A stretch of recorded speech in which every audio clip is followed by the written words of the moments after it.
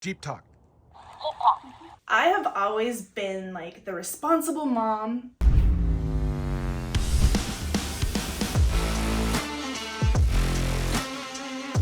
Hi, I'm Jessica Slavin, and I have a 2022 Jeep Wrangler Rubicon. It's a 3.6 liter engine. I have a 35-inch tires on it, method rims on it. I've got a 2.5-inch Mopar lift on it. Other than that, it's been bits and pieces that I've organically added to it. I've got a GMRS radio now installed, KC lights in the front. Let's see, what else do I have? It's sort of as you need it, as you're out and about and you decide that you need something. If you've needed it more than once, I kind of try to add it in. In terms of inside, I have all kinds of goodies. I've got my fire extinguisher, I've got a Zoleo satellite system, for when I'm off grid and if I ever need help or need assistance. I have a full tool kit, which of course organically grows with the Jeep. If I have anything that I mod, like my rack, or that I add on to the Jeep, whether it's my best top in the summer or anything like that, if there's a tool that touches my Jeep, it goes into my tool bag. My tool bag, I kind of joke with a lot of people, it's like a woman's makeup bag. It's going to be different for everybody. My makeup bag is what shades or what colors work best for me and my rig. What your makeup bag may be different than mine, but I have tire repair kits. I just saw that Moreflate came out with a sidewall repair kit, so I'm going to add that to my array of things. But everything from duct tape to extra bolts to, all of those things, that all end up in my tool bag, and that goes with me everywhere, of course, with recovery gear as well.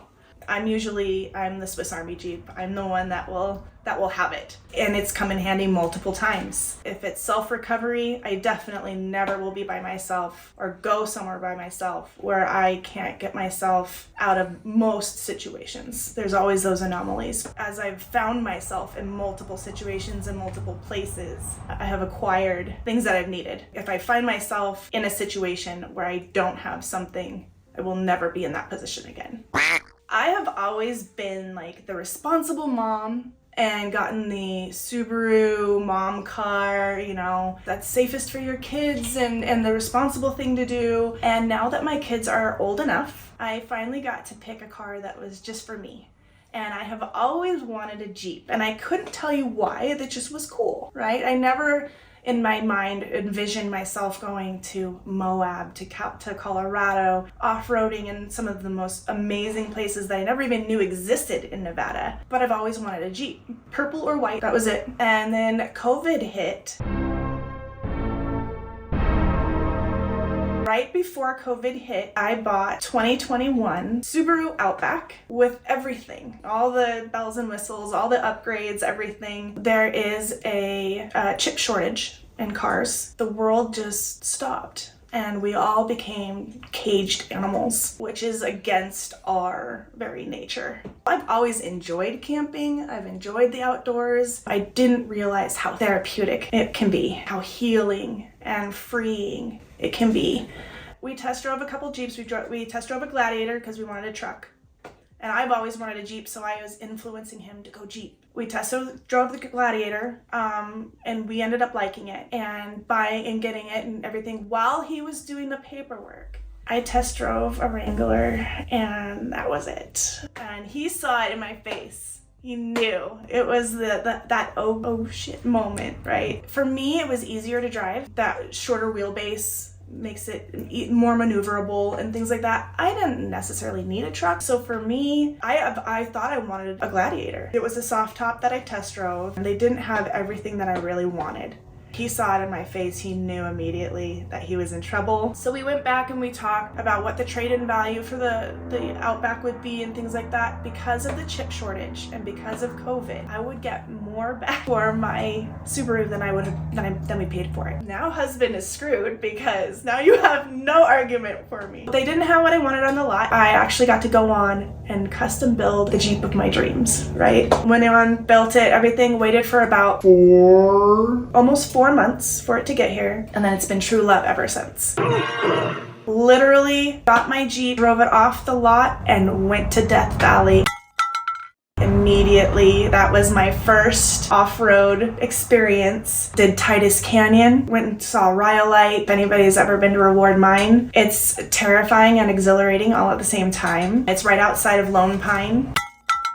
There's a fun off-road trail. I was so green. I did not know anything about the underside of my Jeep or the inner workings of my Jeep or anything at that point. And I was so green, and I would get out and like film like the tiniest rock crawls and everything. Like looking back now, it's embarrassing. It was so fun, and it was probably the best first experience in a Jeep, and I was hooked from then on. And I learned about wheel offset, and I learned about lockers and sway bars and all of these things that go into the operation of what makes a Jeep a Jeep. From there, it was just love at first sight. I mean, we went to Moab next. Badges that you can log in for and get the Jeep badges. Learned about the slick rock and how to maneuver those things. It was after Moab that I got my tires, and I upgraded to 35s, the BF KO2s. The all-terrain tires. And that was the other thing. So now I'm learning about all-terrain versus mud terrain versus and what does what. And I'm learning all of this stuff that I never thought, one, that I would care about, or two, that would make such a difference in the different things that you do.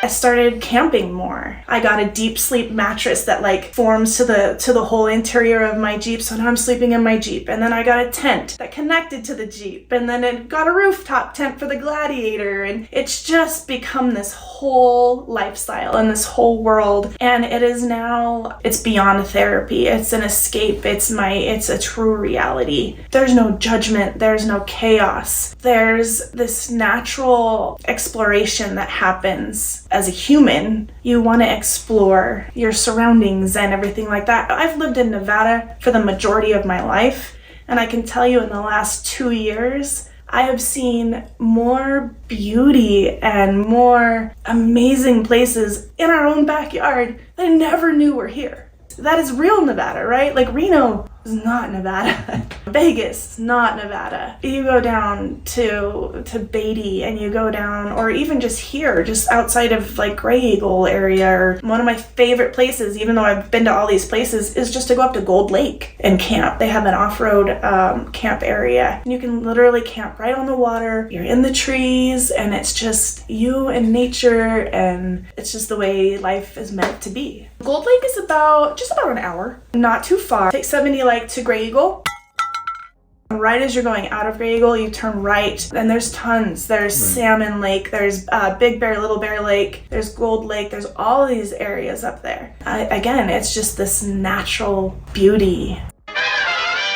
Last year, we actually did a trip to the Owyhees, which is the southern Oregon border, kind of coming down. Probably one of the most remote places that I've been. As much as I'm an off-roader and a Jeeper, there's still a safety ring, and I was definitely outside of that. We were very, very remote, but it was so beautiful. And there are more stars in the sky at night than you ever possibly can imagine. But I do not like to go into bodies of water that I can't see the bottom. The Owyhee River, beautiful trails and everything, and it was so hot last summer. And my husband had no problem. He'll get into any lake, river, whatever. I'm a little bit more timid. I want to know where I am. I want to know what's around me, what's going to eat me. I can't handle it. So finally, it is so hot. I am miserable. And it was before I now have little fans that I can plug into my Jeep. If I don't have it, I will have it now. I finally got out and got into this river, and it's so refreshing. It was beautiful. However, this thing starts floating down the river, and it looked kind of like a turtle. So I'm okay at this point, and it gets closer and closer, and it's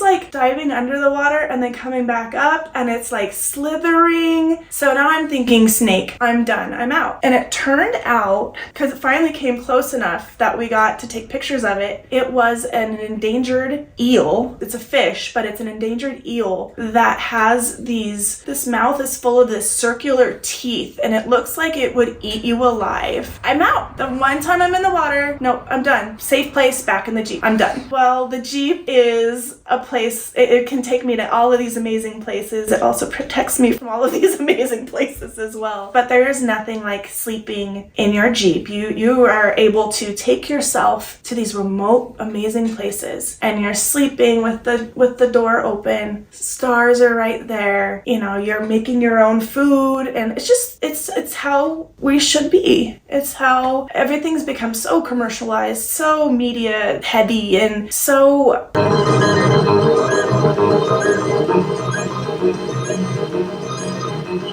there's always this facade that we hold with people in this image. Being out and about is judgment-free. All are welcome. It's amazing. Obviously, when you're in a Jeep or an off-road group, like there's so many groups, right?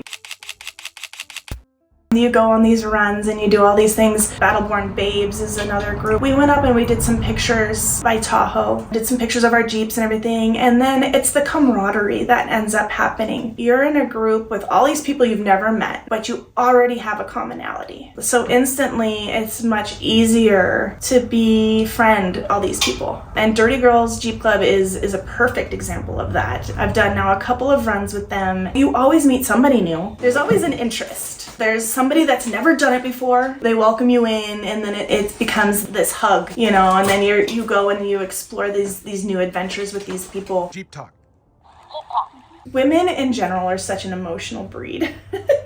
We lead our worlds by emotion instead of fact. But we have these tools. We have Gaia. We have Onyx. But you can't help but want to like go check out what this side road does. And so I believe we got lost 2 or 3 times on a very, very relatively simple trail. But those are the memories, right? Like they've become good friends because we did this weird experience together. And that's what off-roading is. That's what Jeep is. That's what these groups do. For the most part, you like to see what you're capable of. And you want to learn safety and recovery. We do a lot of recovery stuff, which is nice. Because as a woman, if you're going out, as a woman generally, we're not as strong as most men. Like if I need to change a 37-inch tire by myself, that's not likely going to happen. I mean, unless I have some tricks up my sleeve. So you get out there and you kind of learn those tricks, and you learn how to off-road together, how to get on the GMRS and guide people, and then you get a little bit braver each time because you'll go with somebody that will try this extreme hill instead of doing the bypass, and they're like, okay, well, you know, if she can do it, I'm gonna try it. So then you try it and you accomplish this new thing, and then you get this confidence, this power, right? And again, that's all because you have this Jeep. I mean, this Jeep has given you power, it's given you confidence, it's given you a gateway to go to all these amazing places. All of this never would have happened if I didn't do that test drive and just fall in love with the Jeep. You know, actually, not necessarily a Jeep story.